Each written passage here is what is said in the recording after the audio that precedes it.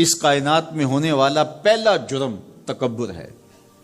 جب ابلیس کو آدم علیہ السلام کے سامنے سجدہ کرنے کا حکم دیا گیا تو اس نے کہا کہ میں تو سجدہ نہیں کروں گا، ابا واستکبر وکان من الکافرین، اس نے انکار کیا بوجہ تکبر، اور تکبر رائی کے دانے کے برابر بھی اللہ کو پسند نہیں ہے۔ اور قیامت کے دن جب لوگ سور اسرافیل سے آغوش موت میں ہوں گے تو اللہ تعالیٰ جل شانہ لوگوں سے خطاب کرے گا، تو اس میں ایک جملہ یہ ہوگا، این المتکبرون، تکبر کرنے والے کہاں ہیں؟ تو لوگ آغوش موت میں ہوں گے تو کوئی سر نہیں اٹھائے گا۔ اللہ فرمائے گا این الملوک، بادشاہ کہاں ہیں؟ کیونکہ زیادہ تکبر بادشاہوں میں، حکمرانوں میں ہوتا ہے۔ تو اللہ تعالیٰ فرمائے گا ان المتکبر، میں متکبر ہوں، یہ میری شان، ان المالک، میں بادشاہ ہوں۔ تو بادشاہی اسی کو زیبا ہے، تکبر اسی کو زیبا ہے۔ تو نصیحت کرتے ہوئے فرمایا وَلَا تُصَعِرْ خَدَّكَ لِلنَّاسِ، لوگوں کے سامنے اپنی گردن کو، اپنے چہرے کو، اپنے رخسار کو ٹیڑھا نہ کرنا۔ ابن منظور افریقی نے لسان العرب میں لکھا ہے کہ یہ سعر سے نکلا ہے، اور یہ اونٹ کی ایک بیماری ہے۔ جس طرح بندوں کو لقوہ ہو جاتا ہے، اس کا منہ ٹیڑھا ہو جاتا ہے، تو اونٹ کو ایک بیماری لگتی ہے، تو جب وہ بیماری اس کو لگ جائے تو اس کی گردن ٹیڑھی ہو جاتی۔ تو عرب کے محاورے کے مطابق قرآن نازل ہوا ہے، تو اشارہ کیا کہ جس طرح اونٹ کی گردن ٹیڑھی ہو جاتی ہے تو تکبر کی وجہ سے تمہارا چہرہ بھی ٹیڑھا نہ ہو جائے۔ یہ تمہارا چہرہ اچھا نہیں لگتا، اس پہ خشونت، اس کے اوپر غصہ، اس چہرے کے اوپر جو ہے وہ وحشت اچھی نہیں لگتی، اس چہرے کے اوپر تبسم اور مسکراہٹ اچھا لگتا ہے۔ یہ چہرہ ہنستا ہوا گلاب جیسا ہی اچھا لگتا ہے۔ تو اپنے رخسار کو ٹیڑھا نہ کرو، اپنے لہجوں کو خوبصورت بناؤ، آنے والے سے خندہ پیشانی سے ملو، اور لوگوں کے ساتھ تمہارے رویوں کی خوبصورتی تمہارے چہروں سے دکھائی دے۔ علامہ آلوسی کہتے ہیں کہ بعض کا بندہ کسی کے سامنے بچھ ہی جاتا ہے، عجز، عاجزی، انکساری، یہ انسانی وصف ہونے چاہیے، لیکن کسی کے لیے اس طرح انسان بس جھکتا ہی جائے کہ اس کی عزت نفس بھی باقی نہ رہے اور وہ احساس کمتری میں مبتلا ہو جائے، تو یہ بھی انسان کے لائق نہیں ہے۔ تو رخسار کو ٹیڑھا کرنے کا جو ہے وہ مفہوم یہ ہے کہ آپ عجز اختیار کریں، لیکن اس عجز کا یہ مفہوم نہ ہو کہ آپ کی عزت نفس مجروح ہو جائے۔ حکام کے سامنے، شہنشاہوں کے سامنے، بادشاہوں کے سامنے کچھ لوگوں کے رویے اس قدر ہوتے ہیں کہ ان کی غلامانہ ذہنیت ان کے عمل سے، ان کے رویوں سے اور ان کے انداز ملاقات سے ٹپکتی ہے۔ تو جب آپ کسی سے عجز کے ساتھ، محبت کے ساتھ پیش آتے ہیں تو وہ اپنی جگہ، لیکن اس کے اندر تجاوز ایسا نہ ہو کہ آپ کا رخسار ٹیڑھا ہو جائے۔ مطلب کیا ہے کہ آپ حد سے نیچے گر جائیں اور اپنی خودی کو بھی بیچ ڈالیں، تو اس سے بھی منع کیا گیا ہے۔ تو ان دونوں کے درمیان بیلنس رکھیں، تکبر میں بھی مبتلا نہ ہونے پائیں اور احساس کمتری میں اور ایسا عجز جو آپ کی خودداری کو بہا کے لے جائے اس میں بھی مبتلا نہ ہونے پائیں۔ وقار کے ساتھ، ادب کے ساتھ، محبت کے ساتھ لوگوں کے ساتھ پیش آئیں۔ ہر دور میں ایسا ہوا ہے کہ جب کسی کو سمجھایا جائے اور اس کا نفس نہ مان رہا ہو، اس کے نفس پہ شاک ہو، تو وہ پھر کب بات مانتا ہے؟ جب میرے حضور نے لوگوں کو سمجھایا کہ تم غلط راہوں پہ ہو تو وہ ماننے کے لیے تیار تھے، لیکن کیا یہ کہہ کے راستہ فرار کا اختیار کیا گیا کہ یہ دور نہیں رہا کہنے کا ٹھیک ہے اپنی مرضی جائیں جہنم میں؟ کہا نہیں، تم مانو نہ مانو، میں تمہاری دہلیز تک پہنچ کے اللہ کا پیغام پہنچاؤں گا۔ تو کیا آج اگر کوئی بچہ ہمارے پہ ناراض ہو جاتا ہے سختی کرنے کی وجہ سے، تو اس کی ناراضگی کے ڈر کی وجہ سے اس کو ہم نہیں کہیں گے؟ تو ایسا نہیں ہوتا۔ وقتی طور پہ اگر اس کو سمجھ نہیں بھی آ رہی لیکن ایک وقت آئے گا وہ سمجھے گا کہ میرا خیر خواہ یہ تھا۔ وہ استاد، وہ مربی ہمارے جنہوں نے سختی کی ہمارے اوپر، اور پھر آج ہم کسی منزل پہ اگر پہنچے تو ہم ان کے شکر گزار ہوتے ہیں کہ نہیں ہوتے، کہ فلاں استاد فلاں زمانے میں بڑی سختی کی لیکن ہم پڑھے ہی اس کی وجہ سے۔ تو ماں باپ سختی کرتا ہے، بچپنے کی عمر، لڑکپن کا زمانہ، تو اولاد کو بعض کا ماں باپ کی باتیں جو ہیں وہ اچھی نہیں بھی لگتی، لیکن ماں باپ کا ایک حیا ادب ہوتا ہے تو قبول تو ان کو کرنا ہی پڑتا ہے۔ اس وقت وہ کہتے ہیں شاید ماں باپ ہمارے پہ ناجائز سختی کر رہے ہیں، لیکن ایک وقت آتا ہے تو وہ سمجھتے ہیں کہ ہم صبر کے نکھر کے جو معاشرے کا حسن بنے، یہ ماں باپ نے تراشا تھا تو ایسے بنے، پھر وہ ماں باپ کے شکر گزار ہوتے ہیں۔ تو اس لیے آپ کسی سے ہمدردی کریں تو وقتی طور پہ تو اس کو تکلیف ہوگی، لیکن بعد میں آپ کا شکر گزار ہوگا۔ علامہ رومی نے اس پر ایک بڑی خوبصورت مثال دی، کہتے ہیں ایک شخص درخت کے نیچے لیٹا ہوا تھا اور خراٹے لے رہا تھا، ایک چھوٹا سا سانپ آیا اور اس کے منہ کے اندر گھس گیا، اور ایک شخص گزر رہا تھا، اس نے دیکھ لیا۔ وہ بڑا پریشان ہوا کہ اگر میں نے اس کو بیدار کر کے کہا کہ تیرے اندر سانپ گھس گیا ہے تو یہ خوف سے مر جائے گا، اب کیا کروں؟ تو اس نے ایک چھڑی سے اس کو زور سے مارا، وہ ہڑبڑا کے اٹھا، کیا ہوا؟ اس نے ایک اور چھوڑی، اس نے بھاگنا شروع کر دی، وہ بھی اس کے پیچھے بھاگنے لگا، اس کی رفتار کم ہونے لگتی تو ایک اور مارتا۔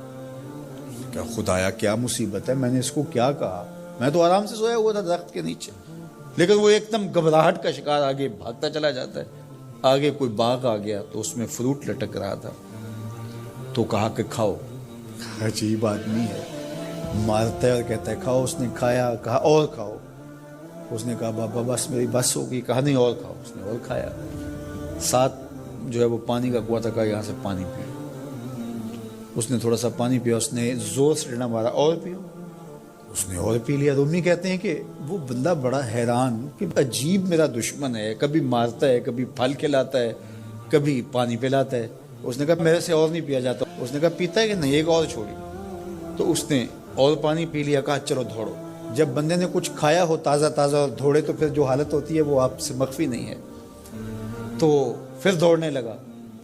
تو آگے جب گیا تو کوئی ٹھوکر لگ گئی، پانی پیا تھا بھرپور اور فروٹ کھایا تھا، اور پہلے بھی دوڑ بھاگ کے آیا تھا، اب بھی دوڑنا شروع کر دیا، اور پیچھے سے جو ہے وہ ہاتھ میں ڈنڈا پکڑا، اور وہ رحم کاری نہیں رہا، تھوڑا سا ڈھیلا ہونے لگتا ہے تو زور سے مارتا۔ دوڑتے ہو کہ نہیں دوڑتے؟ تو ٹھوکر لگی، گرا، ساتھ ہی کہہ آئی اور سانپ نکل کے باہر آ گیا، اور وہ لہراتا ہوا جا رہا تھا۔ اس نے اس کو پکڑ کے سینے سے لگا لیا، کہا میں تیرا دشمن نہیں تھا، لیکن تیرا علاج یہی تھا، تو میں نے تجھ کو اتنا مارا ہے، میں تجھ سے معذرت کرتا ہوں۔ اس نے کہا میں تیرے سے معذرت کرتا ہوں جو مجھے تیرے پہ غصہ آتا رہا، اس لیے کہ تو میرا خیر خواہ تھا۔ جب حقیقت سامنے آتی ہے تو پھر پتہ چلتا ہے کہ کون کسی کا خیر خواہ ہے اور کون کسی کا دشمن ہے۔ اس لیے خیر خواہی کے جذبے کے ساتھ، الدین والنصیحہ، دین ہے ہی خیر خواہی، تو خیر خواہی کبھی اس طرح ہوتی ہے کہ آپ کسی کی خیر خواہی کر رہے ہوتے ہیں، اسے لگ رہا ہوتا ہے کہ یہ میری خیر خواہی کر رہے ہیں، اور وہ آپ کو اس وقت ہی شکر گزار ہوتا ہے۔ اور کبھی ایسا ہوتا ہے آپ اس کی خیر خواہی کر رہے ہوتے ہیں، اس کو نہیں لگ رہا ہوتا کہ یہ میری خیر خواہی کر رہا ہے، اس کو غصہ آ رہا ہوتا ہے، لیکن جب اس کو بعد میں سمجھ آتی ہے کہ اس نے میری خیر خواہی کی ہے تو پھر وہ آپ کا شکر گزار ہوتا ہے۔ اور کبھی ایسا ہوتا ہے اس کو بعد میں بھی نہیں پتہ چلتا اس نے میری خیر خواہی کی ہے، لیکن تمہارا رب جانتا ہے، وہ اگر رائی کے دانے کے برابر بھی نیکی ہو اور وہ کسی پہاڑ میں بھی ہو، تمہارا رب اس کو بھی لے آئے گا۔ اس لیے لوگوں کے ساتھ حسن سلوک کرو اور نیکی کا حکم دو، لوگوں کی بہتری کا سوچو، تو اس سے تمہارا رب تم سے راضی ہوگا۔ ایک خاتون آتی ہے، اس نے کہا حضور میرے لیے دعا کیجئے کہ میں جنت میں جاؤں، تو فرمایا بوڑھی عورتیں تو جنت میں نہیں جائیں گی۔ تو ظاہر ہے کہ یہ بات تو اس پر بڑی شاک گزری، پریشان ہو گئی، تو اس نے رونا شروع کر دیا، تو فرمایا نہیں بوڑھی عورتیں جنت میں نہیں جائیں گی۔ خاصی پریشان ہوئی تو حضور نے مسکرا کے کہا جو بھی جائیں گی جوان ہو کے جائیں گی، جنت میں بڑھاپا نہیں ہوگا، 33 سال کی عمر کا ہر شخص ہوگا، مرد بھی اور عورت، جردن مردن، داڑھی بھی نہیں ہوگی، مونچھیں بھی نہیں ہوں گی، اور صرف انبیاء علیہ السلام کی کچھ ذوات ہیں اعزاز کے طور پہ جن کی داڑیاں ہوں گی، باقی جردن مردن فرمایا گیا ہے. 33 سال کا عنفوان شباب، جوانیاں، تو بوڑھا کوئی بھی نہیں ہوگا. تو کہا کہ بوڑھی عورتیں تو جنت میں نہیں جائیں گی. اس طرح ایک شخص آیا، اس نے کہا جناب میں نے سفر پہ جانا ہے اور مجھے کوئی اونٹ عطا کر دیجیے. فرمایا میں تو اونٹ کا بچہ دوں گا. اس نے کہا حضور میں نے بچے کو کیا کرنا ہے، نہ بوجھ اٹھا سکے نہ سوار اس کے اوپر ہوا جا سکے. کہا میں تو بھائی بچہ ہی دوں گا. اس نے کہا حضور مجھے کوئی اونٹ دے دیجیے، میری ضرورت ہے. فرمایا میں تو بچہ ہی دوں گا. تو وہ بڑا پریشان ہوا. فرمایا مجھے بتا کوئی اونٹ ایسا ہے جو کسی اونٹ کا بچہ نہ ہو. تو یہ سچ بھی ہے اور مزہ بھی. ایک صحابی تھے، وہ حضور علیہ الصلوۃ والسلام کے لیے دیہات کی چیزیں لایا کرتے تھے. ہوتا نا ہمارے بھی دیہاتی دوست آتے ہیں، گڑ لے آتے ہیں، کوئی ساگ پات لے آتے ہیں. تو اس زمانے میں جو بھی دیہاتی چیزیں تھیں، تو وہ بدو تھا کسی دیہات کا، تو دیہات کی کوئی چیزیں لے آیا کرتا تھا اور پھر حضور اس کو شہر کی چیزیں دیا کرتے تھے. اللہ اکبر. اور وہ گھاس لا کے شہر میں بیچتا تھا. تو ایک دن وہ بازار میں گھاس رکھ کے بیچ رہا تھا. حضور علیہ السلام چپکے سے پیچھے سے گئے اور اس کی آنکھوں پر ہاتھ رکھ دیا. اس کو ہماری زبان میں کہتے ہیں کولی بھرنا. کیا کہتے ہیں؟ کبھی آپ نے بھی کسی دوست کی کولی بھری ہوگی نا. جب کوئی آپ کا بڑا گوڑا دوست ہو، اس سے آپ کا ہلکا پھلکا مزاح بھی ہو، تو آپ پیچھے سے آ کے چپکے سے اس کی آنکھیں بند کر دیتے ہیں. آپ دیکھنا چاہتے ہیں کہ یہ ہر وقت میرا ذکر کرتا رہتا ہے، میں دیکھوں کہ اب اس کے لب پہ سب سے پہلے کس کا نام آتا ہے. ایسا ہی ہوتا ہے نا کہ بندہ پوچھتا ہے کہ کس نے میری آنکھوں پہ ہاتھ رکھے ہیں، اور انسان کے دماغ میں پہلے وہ نام آتے ہیں جن سے وہ بڑی محبت کرتا ہے. تو کولی بھرنے کا مقصد ہی یہ ہوتا ہے کہ میں دیکھوں کہ میرا نام کس نمبر پہ آتا ہے، اور اس کی کوشش ہوتی ہے کہ میں پہلی مرتبہ ہی بوجھ لوں. اللہ اکبر. تو حضور نے آ کے کولی بھر لی. اب حضور کے ہاتھ آنکھوں پہ آئے ہوں اور سینوں تک ٹھنڈ نہ گئی ہو، یہ کیسے ہو سکتا ہے؟ تو حضور نے کولی بھر لی، لیکن حضور اس کی آنکھیں دبا رہے ہیں اور وہ بولتا ہی نہیں. وہ بولتا ہی نہیں ہے. اور میں کہتا ہوں اس نے کبھی بھی نہیں بولنا تھا. سفنے دے وچ ماہی ملیا، سفنے دے وچ ماہی ملیا تے گل وچ پا لیاں باواں. سفنے دے وچ ماہی ملیا تے گل وچ پا لیاں باواں. ڈر دی ماری اکھ نہ کھولا متیں پھر وچھڑ نہ جاواں. حضور آنکھیں دبا رہے ہیں، وہ آنکھیں نہیں کھولتا، بلکہ اس نے کیا کیا، اپنی کمر کو پیچھے کر کے حضور کے سینے سے جوڑ کے رگڑنا شروع کر دیا. پھر حضور خود ہی بولے. فرمایا اس غلام کو کون خریدے گا؟ اس نے کہا حضور مجھے کس نے خریدنا ہے، میں تو بہت سستا ہوں. تو میرے حضور نے فرمایا تو بہت مہنگا ہے، تو بہت مہنگا ہے. فرمایا کرتے تھے یہ ہمارا دیہات ہے، ہم اس کے شہر ہیں. تو یہ حضور کا مزاح ہے. تو مزاح کرنا جائز ہے، لیکن حضور نے آ کے کولی بھری نا. کسی صحابی کو جرأت تو نہیں ہے کہ آ کے حضور کی کولی بھر لے. تو چھوٹا بڑے سے مزاح نہ کرے، بڑا چھوٹے سے مزاح کرے. حضرت لقمان حکیم نے اپنے بیٹے کو کہا 3 نصیحتیں تجھے کرنے لگا ہوں، یہ 3000 نصیحتوں کا خلاصہ ہے، اور ان میں بھی 2 کو یاد رکھنا، 1 کو بھول جانا.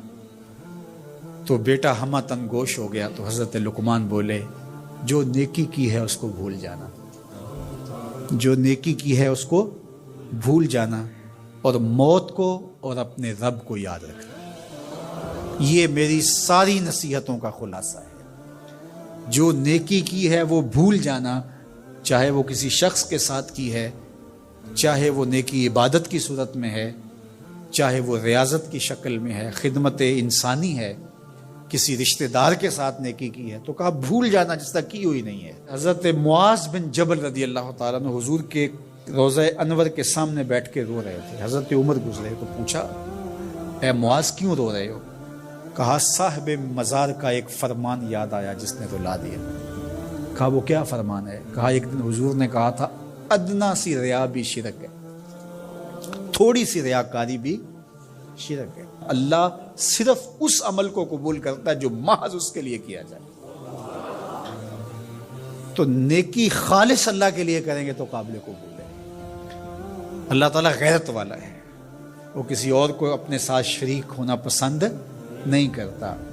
تو جب بھی نیکی کرو، یہ سلس دین ہے، انما الاعمال بالنیات. اس حدیث کو علماء نے کہا ہے تیسرا حصہ دین کا اس میں ہے کہ اعمال کا دار و مدار نیتوں پہ ہے. نیت کا خالص ہونا شرط ہے، ورنہ محنت بھی کی، سجدے بھی کیے، خیراتیں بھی کی، سب کچھ کیا، لیکن نامہ اعمال میں زیرو کو ہوگا. کیتی کتری پئی کھو محمد تے سکہ بنیا زردہ. تو ریاء سے بچنے کی تلقین کی گئی. حضرت لقمان حکیم نے کہا جو نیکی کی ہے اس کو بھلا دینا، اللہ کو اور اپنی آخرت کو کبھی فراموش نہ کرنا. جب آخرت مستحضر رہتی ہے، ہر وقت بندہ خیال میں رہتا ہے کہ میں اللہ کے حضور پیش ہونا ہے، ایک میدان لگنا ہے، وہاں ترازو گڑے گا، اعمال تولے جائیں گے، تو خود بخود اپنا محاسبہ کرتا رہتا ہے. یہاں وہ کچہری خرید سکتا ہے، عدالتیں خریدی جا سکتی ہیں، تھانے یہاں بک جاتے ہیں، یہاں منصف بک جاتے ہیں، لیکن وہاں اللہ کی پولیس نہیں بکے گی، وہاں کے تفتیشی نہیں بکیں گے، وہاں کے تھانے، وہاں کی کچہریاں نہیں بکیں گی. وہاں ترازو پورا وزن تولے گا. یوم تبلی السرائر فما له من قوت ولا ناصر. فرمایا جس دن راز کھول دیے جائیں گے، کوئی کسی کی مدد نہیں کر پائے گا، اور نہ کوئی طاقت سے اپنے عیب کھلنے سے روک سکے گا. تو جب مستحضر ہوگا کہ میں اللہ کے حضور پیش ہونا ہے، ایک کچہری لگنی ہے، ایک عدالت لگنی ہے. آج مکار آدمی، جھوٹا آدمی، خائن آدمی، بد کردار آدمی بچ کے نکل جاتا ہے. عدالتوں کو چکمے دے جاتے ہیں لوگ، عدالتیں خرید لیتے ہیں، دھمکا لیتے ہیں، سب کچھ ہو جاتا ہے اس دنیا میں. طاقتور کی کوئی بات نہیں کرتا، کمزور پھٹے چڑھا دیے جاتے ہیں. لیکن ایک عدالت ایسی لگنے والی ہے جہاں انصاف ہوگا، جہاں عدل ہوگا. تو اس لیے کہا کبھی اس کو فراموش نہیں کرنا. اور دوسرا، اپنے رب سے کبھی بھی غافل نہیں ہونا. اپنے رب سے جو غافل ہو جاتا ہے وہ زندگی کے مقصد کو کھو بیٹھتا ہے. اور اسی کو رومی کہتے ہیں دنیا ہے یہ چیز، دنیا از خدا غافل بدن. دنیا کیا ہے؟ کہا سونے چاندی ہیرے جواہرات کا نام دنیا نہیں ہے، خدا سے غافل ہو جانے کا نام دنیا ہے. تو اس لیے اللہ کے ذکر سے، اس کی یاد سے، اس سے کبھی بھی غافل نہیں ہونا چاہیے. اور اگر کوئی اس سے غافل ہو گیا تو سن لو، وَلَا تَكُونُوا كَالَّذِينَ نَسُوا اللَّهَ فَأَنسَاهُمْ أَنفُسَهُمْ أُولَٰئِكَ هُمُ الْفَاسِقُونَ. کہا ان لوگوں کی طرح نہ ہو جانا جو خدا سے غافل ہو گئے. تو جب وہ خدا سے غافل ہو گئے، اللہ نے انہیں ان کی ذاتوں سے بے خبر کر دیا. کسی نے کہا اقبال سے کہ تو نے خود ہی کا سبق کہاں سے لیا تھا؟ کہا قرآن کی اس آیت سے لیا تھا. اور یہ بات ذہن میں بٹھا لیں، اپنے لیے بھی اور اپنی اولادوں کی تباہ میں راسک کریں جیسے بھی ہو سکے، کہ ایک چیز کو بھول جانا ہے، جو نیکی ہو گئی بھول گئے، اور اللہ کو بھی یاد رکھنا ہے اور آخرت کو بھی یاد رکھنا ہے. یہ چیز یاد رہ گئی تو سمجھ جاؤ خیر ہے، اور اگر یہ دو چیزیں بھول گئیں اور جو بھولنے کی چیز ہے وہ یاد رہی تو سمجھو ہم نے اپنا سب کچھ لٹا دیا. اپنی اولاد کو حضور علیہ السلام کے حسن کا ذکر سنائیے، حضور کے جمال کے تذکرے بتائیے. یہ انسانی فطرت ہے، یہ انسانی طبع ہے کہ اس کا حسن کی طرف میلان ہوتا ہے. جہاں بھی حسن ہو، چاہے وہ پھولوں کی نزاکت میں ہو، لطافت میں ہو، وہ کوس قضا کی رنگینی میں ہو، دھنک کی شوخیوں میں ہو، ساون کے چڑھتے بادلوں میں ہو، یا وہ جھیل کی بچھی ہوئی آنکھ میں ہو، یا پپیہے کی آواز میں ہو، بلبل کے خوبصورت لہجے میں ہو، کوئل کی دل نواز صدائے محبت میں ہو. حسن جہاں بھی ہوگا، جس روپ میں بھی ہوگا، دلکش ہوگا.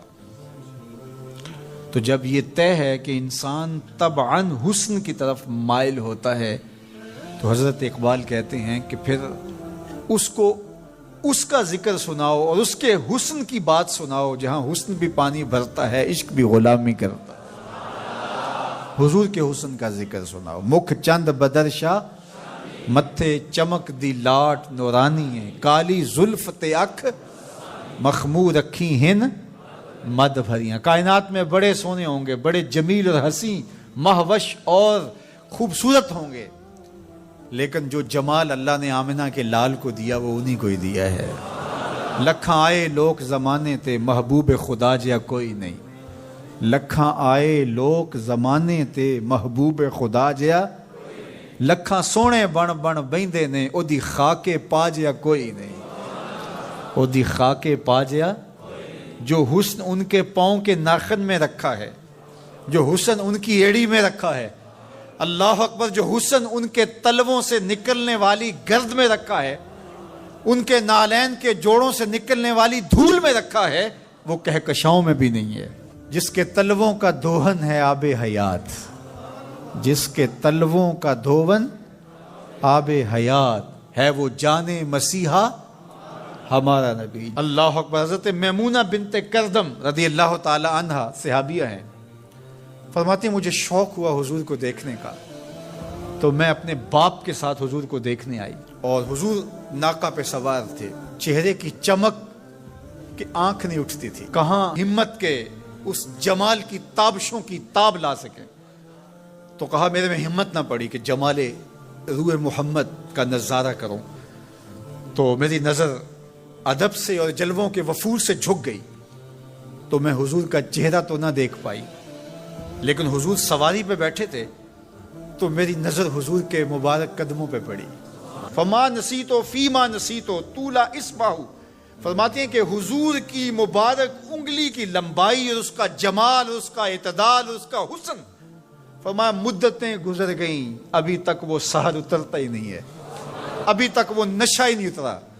کہا چہرے کو تو نہیں دیکھ سکی، لیکن میں حضور کی مبارک پاؤں کی ایک انگلی کی زیارت کی ہے، اور میری نظر بس وہی پڑی، اور ایک لمحے کے لیے پڑی، اور دوبارہ دیکھنے کی تاب بھی نہیں ہوئی، لیکن حضور کی انگلی کا وہ جمال اب تک میرے خیالوں میں بسا ہوا ہے۔ یا جس کے مبارک پاؤں کی انگلی اتنی جمیل ہے کہ سال گزرنے کے بعد وہ سحر ختم نہیں ہوتا، اس کی پیشانی کی چمک کا عالم کیا ہوگا، اس کے رخساروں کا جمال کیسا ہوگا۔ تو ایک شاعر نے تو قلم توڑ دیا، اس نے کہا کہ قدموں پہ جبیں کو رہنے دو، قدموں پہ جبیں کو رہنے دو، چہرے کا تصور مشکل ہے۔ ذرا غور کیجئے، یہ میمونہ بنت کردم کی کہانی ہے، شاعر کی زبانی میمونہ بنت کردم کی کہانی، اور آپ کی سماعتوں کو چمک دے رہی ہے، اور میری زبان کو لطافت بخش رہی ہے۔ میری زبان میٹھی نہیں ہے، حضور کا نام میٹھا ہے۔ وہ کسی نے کہا تھا نا کہ میں بلبل خوش لہجائے گلزار نبی ہوں، میں بلبل خوش لہجائے گلزار نبی ہوں، میٹھی ہیں میری باتیں نمک خار نبی ہوں۔ میں میٹھا نہیں ہوں، میری زبان پہ جو نام ہے وہ نام میٹھا ہے۔